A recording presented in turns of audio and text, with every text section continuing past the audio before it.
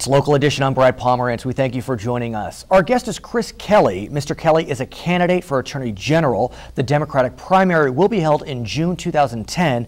You are also a recently, I guess you could say, retired executive from Facebook.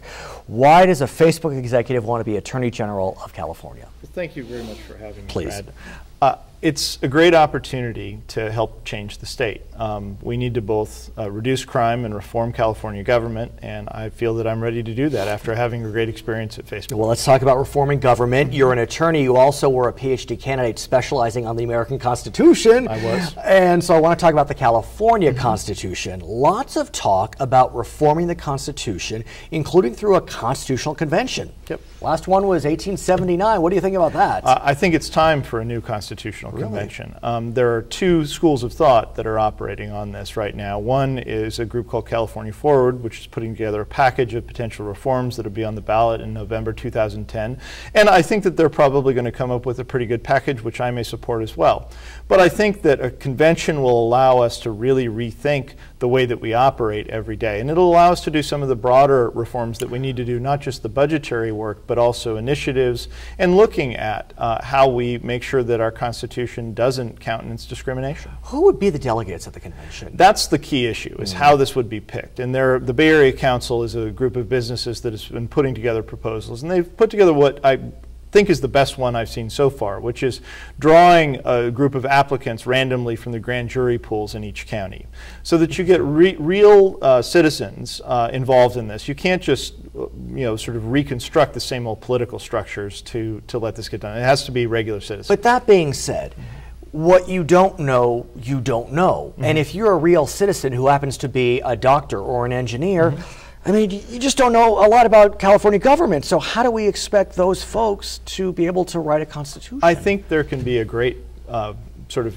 preparatory period as well, where there's a required reading packet and engagement. These are problems that we can solve over time. We need to be able to get citizens engaged, and we need people who are going to be dedicated to it, obviously. So there will have to be some sort of vetting process around who these people are. In your mind, what needs the most reform as it relates to California government? Well, the budget situation, obviously, as we've seen over the past year and over really, sort of each of the past 5 years, 10 years, whenever there is any decline in revenue, there's a crisis because we haven't focused on how to do budgeting in a responsible way. The two-thirds requirement drives that, and it allows for hostage taking by a minority, and it discourages responsibility on the part of the majority party as well. How would you respond to folks that would say, well, that protects the taxpayers if you need a two-thirds vote for a budget? I don't think California taxpayers feel very protected by the current system right now. I think that what we need is a group and incentives to make sure that our budget process is focused on both the proper revenue generation, and over time that's going to require innovation in government and new businesses and new jobs to pay the taxes to fund the government, but also people taking responsibility for their spending plans. What about the initiative process? Very popular, progressive reform, but many folks believe that it's too easy to qualify an initiative, and as a result, a lot of the budgeting is by initiative. It is too easy to qualify an initiative. That's one of the reforms that I'd like to see, and I haven't put together a specific package of those reforms yet, and we'll see if I actually get down, obviously we'll get down to brass tacks. There's going to be a big set of negotiations around all these things.